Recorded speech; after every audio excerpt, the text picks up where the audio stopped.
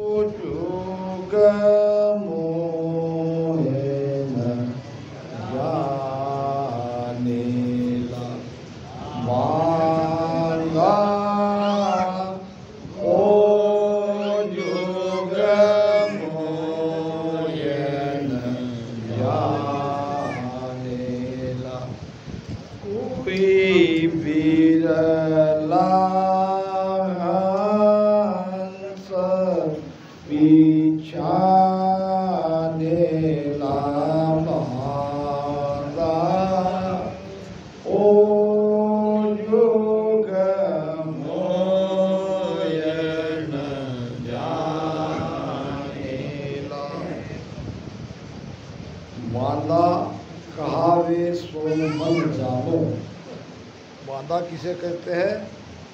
मन के लिए कहते हैं।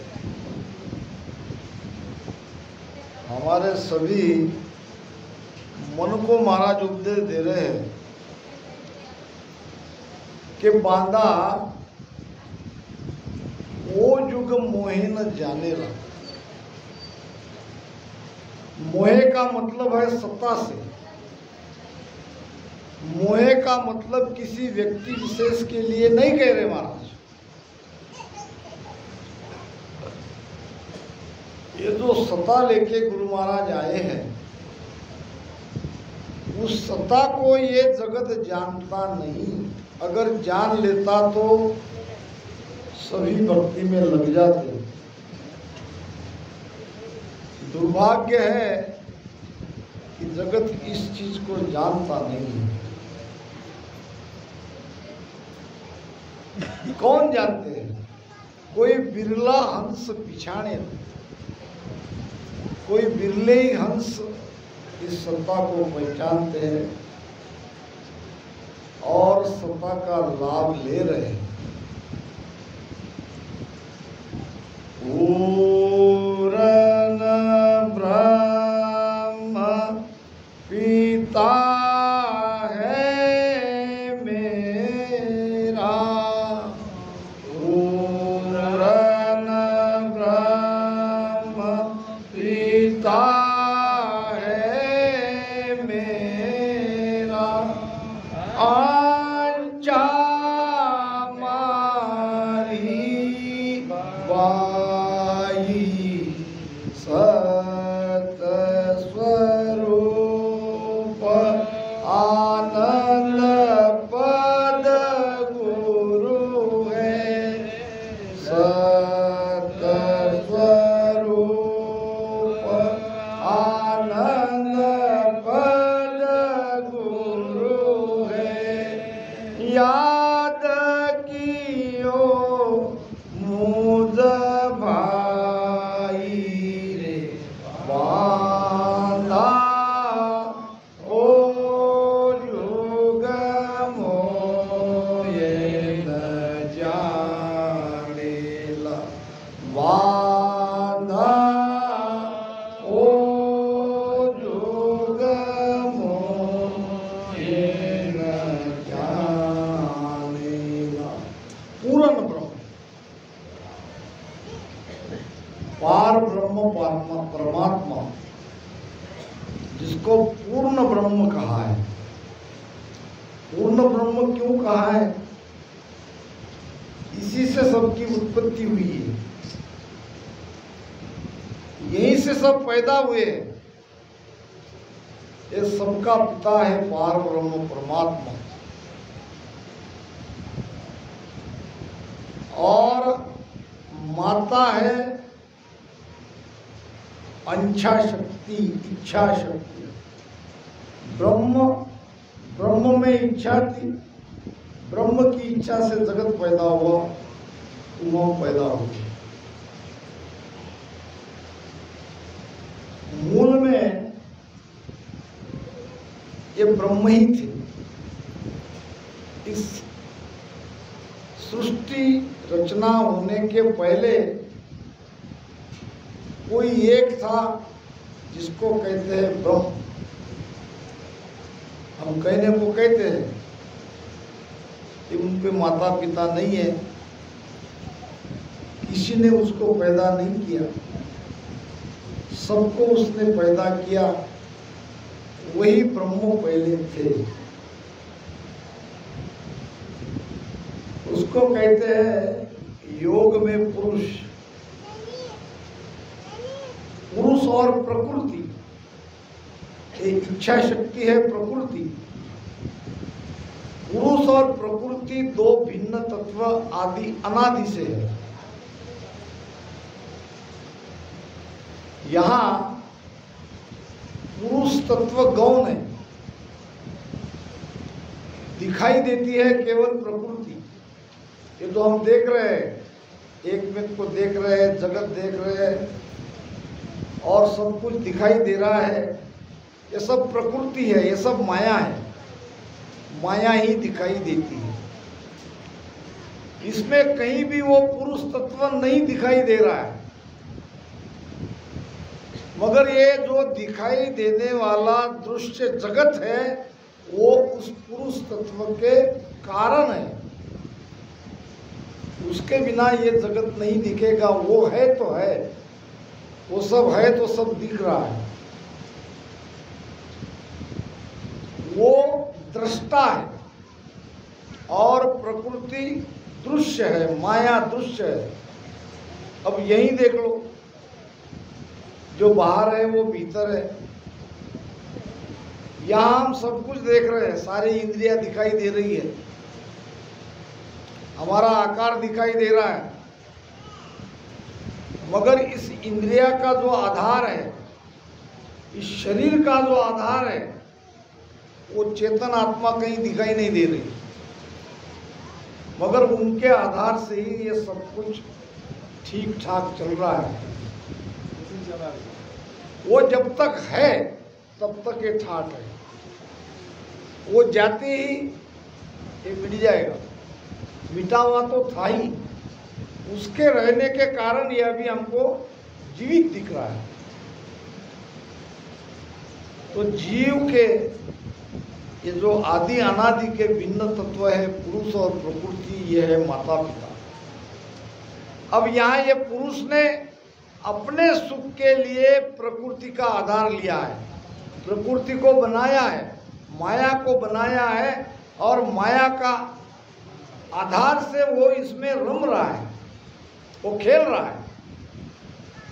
तो महाराज कहते हैं पूर्ण ब्रह्म पिता है मेरा। ये जीव के पिता पूर्ण ब्रह्म परमात्मा ही है और ये इच्छा जीव की माता है, माया। बाई कहते हैं मारवाड़ी में माँ के लिए। अंचा मेरी बाई मतलब अंचा मेरी बहन नहीं है, हिंदी में तो हम बहन ही कहेंगे। मारवाड़ी वाणी है, मारवाड़ी में बाई माता के लिए कहते हैं। अब जब सबको माता पिता है, सबके माता पिता एक ही है। अब ये हमारे शरीरधारी माता पिता, ये शरीर के माता पिता। यहाँ जीवात्मा के माता पिता की बात हो रही है। इस प्रकार सत्स्वरूप आनंद पद ये जीवात्मा का गुरु है, गुरु स्थान है, गुरु पद है। सत्स्वरूप आनंद पद क्या है? जिस देश में हमको जाना है वो देश कैसा है? महाराज ने उसके बारे में क्या कहा है कि सत स्वरूप तो ब्रह्म नहीं। कौन सा ब्रह्म? ये पूर्ण ब्रह्म, ये पिता ब्रह्म। ये पिता ब्रह्म सत्स्वरूप नहीं है। नहीं सायब नहीं जीव। सायब किसे कहते हैं? महाराज ने कहा है सायब कहे इण रीत जोए रमता सब माई। जो हमारे श्वासों में रम रहा है वो है सायब। वो तो सबके अंदर रम ही रहा है, वो भी सत्स्वरूप नहीं है। जीव तो सत्स्वरूप हो ही नहीं सकता। जीव किसे कहते हैं? जीव ऐसा चेतन जो 5 तत्व, 5 विषय, 25 प्रकृति तीन गुण के साथ है, वो है जीव तत्व। तो ये विषयों के साथ, प्रकृति के साथ, तत्व के साथ तो सस्वरूप रहने वाला नहीं है, इसलिए वो जीव नहीं। ना कुछ नार पुरुष है, ना कोई यार न पीव। सत्स्वरूप न स्त्री है, सत्स्वरूप न पुरुष है। वो स्त्री पुरुष नहीं है। स्त्री पुरुष तो जब आकार मिलता है तब बनते हैं। वो निराकार है, वहां न स्त्री है न पुरुष है, यानी न इच्छा है न प्रेम है। ना कुछ नार न पीव, ना कुछ यार न पीव। न वहां कोई किसी का यार है, न कोई किसी का वहां पीव यानी पति है। यहाँ संसार में जो पति पत्नी है, संसार में जो प्रेम है, वहाँ पति पत्नी का, यार पीऊ का, प्रेमी प्रेमिका का कोई रिश्ता वहाँ नहीं है। फिर क्या है? ये सब नहीं है तो कुछ तो होना ही चाहिए। ना कुछ यार न पीव, इसो पद अमर विचारा। वो पद कैसा है? वो पद अमर है, वहां जाने पे मृत्यु नहीं है। उस पद के अलावा जितने भी पद है वो सब मरने वाले हैं, वहां मृत्यु है। गीता भी इसकी साक्ष्य देती है। आ ब्रह्म भूलोका पुनरावृत्ति अर्जुन। हे अर्जुन, ब्रह्म तक के जितने भी लोक है, इसमें आना जाना मिटता नहीं है, ये पुनरावृत्ति देश है। यहाँ जाने पर वापस आना पड़ेगा। इसो पद अमर विचारा, वो पद अमर है। सुख राम कहे आनंद है, नहीं धीणो नहीं धीव। क्या है वहां? आनंद है। एक है अमर, दूसरा है आनंद। दो चीज वहां है, आनंद है और अमर है। और महाराज ने उसमें और एक चीज जोड़ी है। आनंद तो है मगर कोई प्रक्रिया नहीं, कोई साधना नहीं, कोई करना बनना नहीं है। नहीं धीणो नहीं धीव। धीणो धीव क्या है? धीणो किसे कहते हैं बापू? बहुत बार ये साखी आपके सामने आई है, बोल के निकल जाते हैं। धीणो कहते हैं गाय को। धीणो किसे कहते हैं? और धीव, धीव या घीव, ये कहते घी। अब महाराज ने ये गाय और घी की बात यहां संस्कृत में क्यों कही, समझा के देता हूं। अगर हमें घी चाहिए तो क्या करना पड़ेगा? पैसा है तो मार्केट से खरीदना पड़ेगा। अब ये खरीदारी तो अभी अभी से शुरू हो रही है, पहले तो सबके घर में घी रहता ही था, सबके घर में गाय भैंस रहती, ठीक ही नहीं। अभी परिस्थिति अनुसार ये सारी स्थिति चेंज हो गई, तो अब गाय को पालो, घास खिलाओ, और जब गाय में गर्भ ठहरेगा तब बछड़ा निकलेगा। अब बछड़ा निकलने के बाद दूध चालू हो, दूध तभी तो चालू होता है दूध। एक गाय को जब तक वो बछड़ा नहीं देती तब तक उसको पालना पड़ता है। बछड़ा देने के बाद और जिम्मेदारी बढ़ गई, और ज्यादा उसको खिलाओ पिलाओ। अब दूध निकालो, दूध निकालने के बाद क्या करो? उसको तपाओ, गरम करो, उसमें जामुन डालो, उसकी दही बनाओ, दही का मंथन करो, फिर माखन बनाओ, और फिर माखन को तपाकर घी बनाओ। और घी एक सार तत्व है। घी से कोई चीज बनती नहीं है, घी का नाश नहीं होता है। अब इस सार तत्वों को पाने के लिए कितनी प्रक्रिया से गुजरना पड़ता है। देखो, गाय को पालने से लेकर घास खिलाने से, बछड़ा देने से, दूध निकालने से, उसका दही बनाने तक, माखन बनाने तक, ये कितनी प्रक्रिया से जाना पड़ता है। महाराज कहते हैं कि वहाँ ये कुछ नहीं है, वहाँ कोई प्रक्रिया नहीं है। वहाँ न आसन लगाना है, न राम राम करना है, न राम राम हो सकता है, न कोई कमल खोलना है, न सांस में लेना है, न उसास में लेना है। वहाँ आनंद है, वहाँ कोई प्रक्रिया नहीं, वहाँ कोई ध्यान नहीं, वहाँ कोई कर्म नहीं। सुख राम कहे आनंद है, नहीं दीनो नहीं गीव, सत स्वरूप तो ब्रह्म नहीं, नहीं सायब नहीं जीव। अब सत्स्वरूप की तो व्याख्या हो गई, अब वो सत्स्वरूप है कहाँ? क्योंकि बिना ये समझाए ये पूरा विषय समझ में नहीं आएगा। अब यहाँ बाहर अगर देखें, बाहर देखें तो ये जितना भी 5 तत्व दिखाई दे रहा है, ये 5 तत्व के परे है शून्य।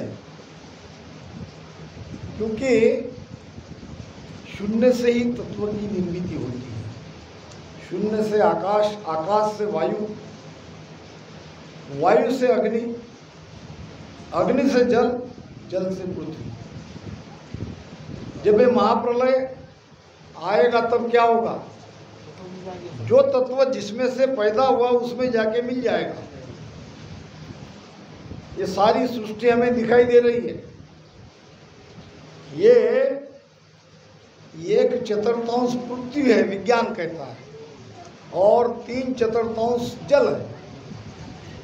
3 भाग पानी है, 1 भाग पृथ्वी है। और ये पृथ्वी कैसे है? जल के ऊपर है, जैसे मलाई दूध के ऊपर रहती है। महाराज ने वाणी में बताई बात, दूध के ऊपर जैसी मलाई है, हमारी भाषा में कहते हैं थरी, वैसी ये पृथ्वी, ये जल के ऊपर है। तो जब ये महाप्रलय होगा तो सबसे पहले तो इस पृथ्वी के सारे जीव जंतु मर जाएंगे, क्योंकि बारिश होगी, जल प्रलय होगा। जल प्रलय में पेड़ पौधे, सृष्टि पे रहने वाले सारे जीव, मनुष्य प्राणी हो, कोई भी हो, पशु पक्षी हो, अगर पेड़ नहीं रहेंगे तो पशु पक्षी कहाँ रहेंगे? सब मर जाएंगे। चारों तरफ जल ही जल, जल ही जल हो जाएगा। और फिर संपूर्ण जलमय होने के बाद ये सारी सृष्टि, ये जमीन, ये पृथ्वी तत्व मिट जाएगा। फिर बचेगा जल तत्व, 4 तत्व बचेंगे। जल तत्व को आग अपने इसमें मिला लेगी, सोख लेगी उसको। आग को हवा अपने अंदर मिला लेगी, हवा आकाश में मिल जाएगी, आकाश शून्य में मिल जाएगा। तो शून्य महाशून्य के परे ये पार ब्रह्म का एरिया है, और उसके परे सत्स्वरूप है। उस देश में हमको जाना है। अब जैसे बाहर 5 तत्व है, वैसे भीतर 5 तत्व है, और हमें भीतर के 5 तत्व के बाहर निकलना है। इसलिए तो हम कहते हैं कि 10वें द्वार यहाँ है, इसके बाहर निकलना है। बिल्कुल सही बात है। जल तत्व लोही पवनाज सासो, धरहाड़ नेणो गहे तेज वासो, आकाश तत्व देह मद पोलम। ये 5 तत्व भीतर के महाराज ने बताए। पृथ्वी तत्व है हड्डियां शरीर के अंदर। अब बात अंदर की हो रही है। और जल तत्व है खून, रक्त। जल तत्व के बाद आता है अग्नि तत्व। अग्नि तत्व है ये आंखें, किसी के ऊपर गुस्सा आता है तो आंखें लाल होती है।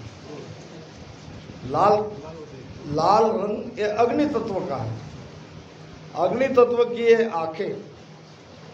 फिर आता है वायु तत्व की है श्वासा। फिर आता है आकाश तत्व। आकाश तत्व कहाँ है? आकाश तत्व देह मद पोलम। पोल किसको कहते हैं? पोल कहते हैं खुली जगह को, पोल कहते हैं स्पेस को। शरीर के अंदर खुली जगह कहाँ है? शरीर के अंदर खुली जगह है सुक्मणा। इसीलिए तो सुक्मणा का विशेष महत्व है।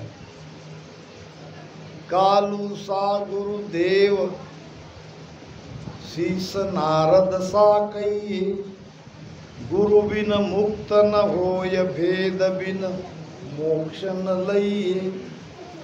वशिष्ठ मुनि पे आय राम, बूझो तत सोई।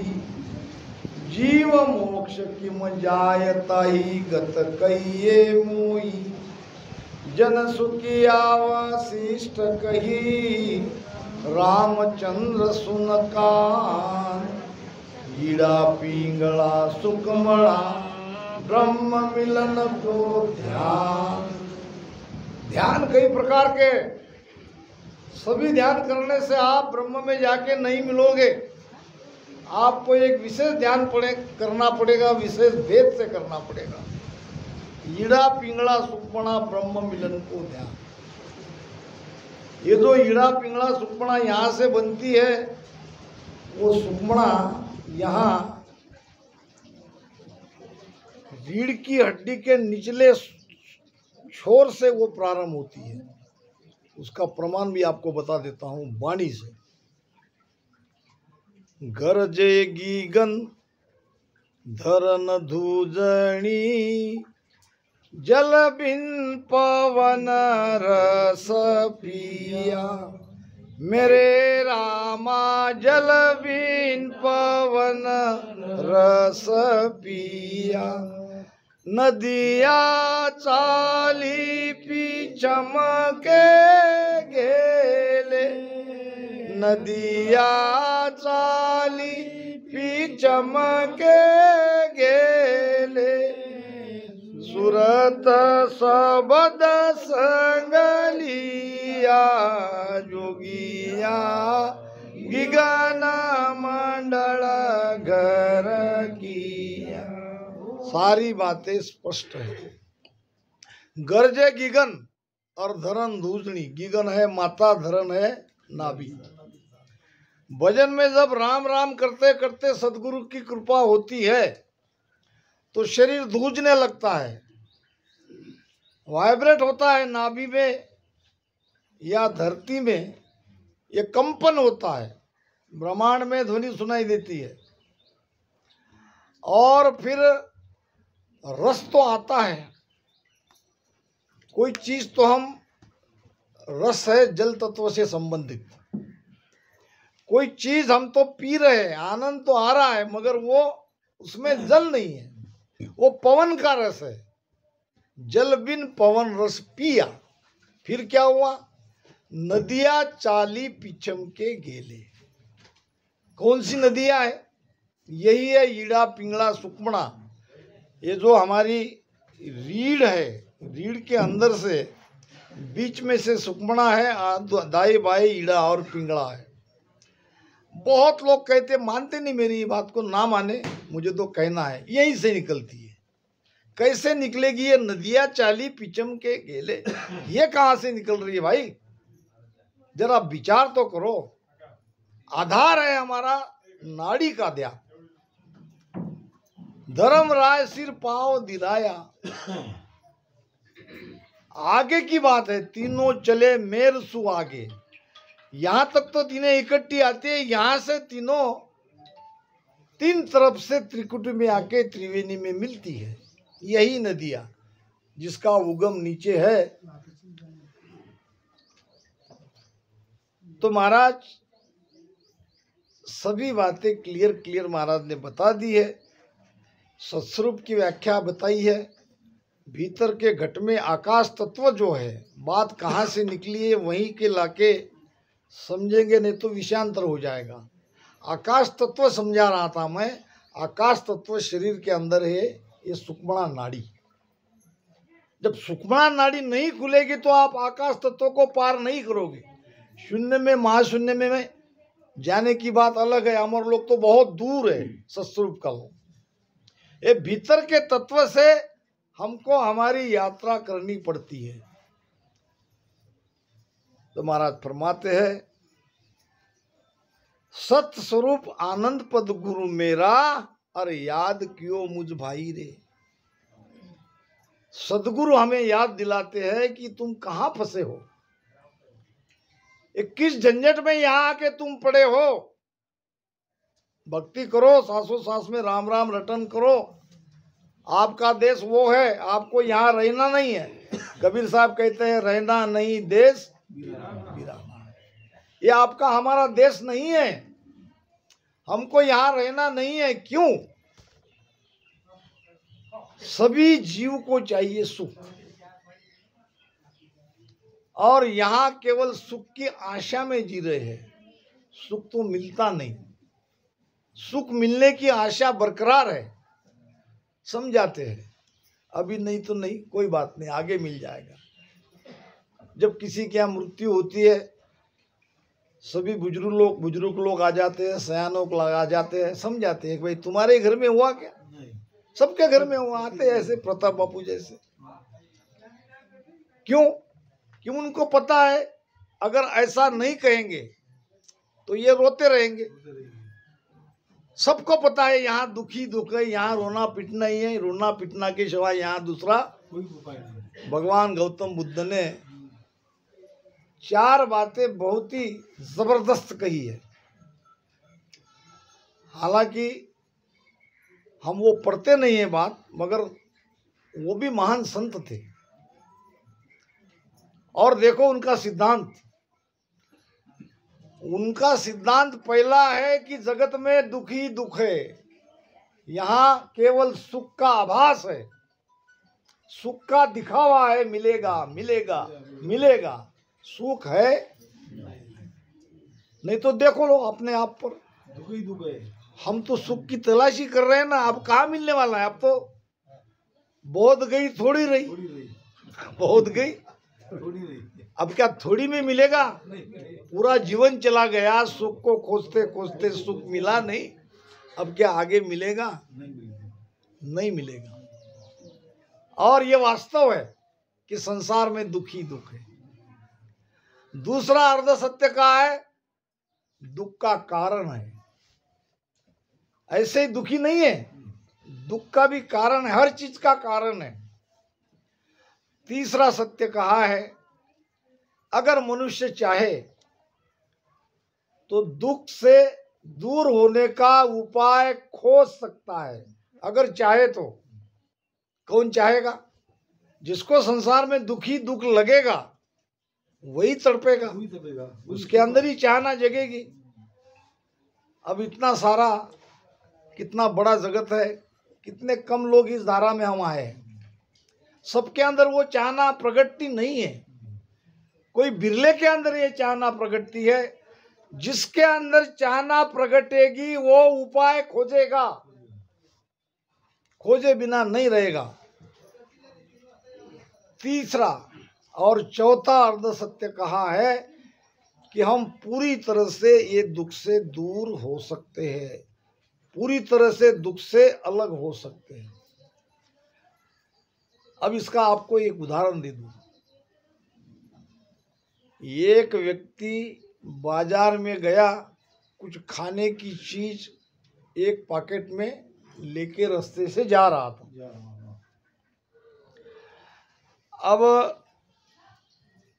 कुत्ते को तो उनके नाक में बहुत पावर रहता है, वो सूंघ के ही पहचान लेते हैं कि इसके हाथ में क्या है। अब कुत्ते दो थे, 2-3 वहां पे ऐसे ही लावारिस।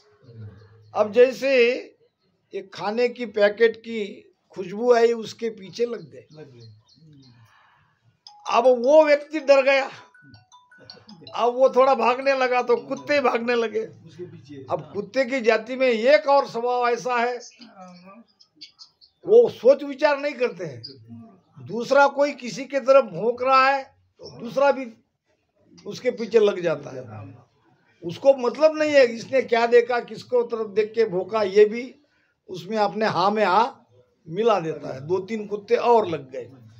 जब ये भाग रहे तो कोई चीज तो होगी, तब तो भाग रही है, तो वो भी भागने लगे। अब 2-4 कुत्ते भागते भागते वो परेशान हो गया। आगे एक व्यक्ति मिला, अरे भाई क्यों भाग रहे हो? अरे कुत्ते मुझे काटने के लिए दौड़ रहे हैं। कुत्ते तुम्हारे पीछे नहीं दौड़ रहे, ये गलत फहमी है तुम्हारी। फिर क्या? ये तो तुम हाथ में लिए हो खाने का पैकेट, इसको फेंक दो, कुत्ते तुम्हारे पीछे नहीं लगेंगे। अब जैसे ही उन्होंने पैकेट फेंक दिया, कुत्ते आके वहां खाने लगे। और वो व्यक्ति जो डरा डरा सा था वो निर्भय हो गया। मतलब क्या कि दुख किसे है? अगर दुख किसे है ये हम जान ले तो हम सुखी है। अगर हम मन से अलग हो जाए, मन के कारण, तो हम दुखी है। मन ही तो हमको दुख की याद दिलाता है। मन ही तो कहता है तुम्हें ये चाहिए था, तुम्हें ऐसा करना था, तुम्हें ये मिले तो तुम सुखी हो जाओगे, ये मन ही तो कहता है। अगर ये मन से अलग हो जाए तो दुख रूपी कुत्ते वो सारे पाकिट पे चले जाएंगे, हम सुखी हो जाएंगे।